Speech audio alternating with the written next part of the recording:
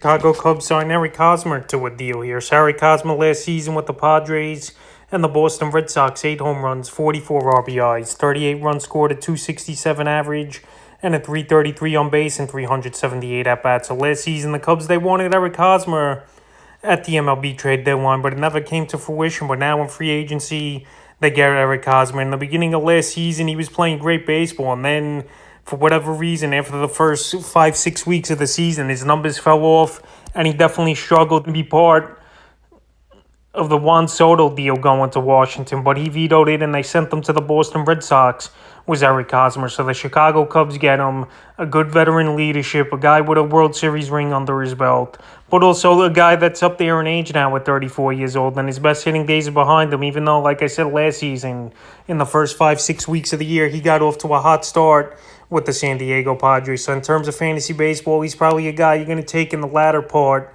and a flyer in your fantasy drafts here is Eric Hosmer. Like I said, the power really hasn't been there. The batting average really hasn't been there over the last couple of years here. And he's a guy that he'll have the last few seasons here, probably with the Cubs or some other team, if he starts bouncing around. So Eric Hosmer signs with the Chicago Cubs.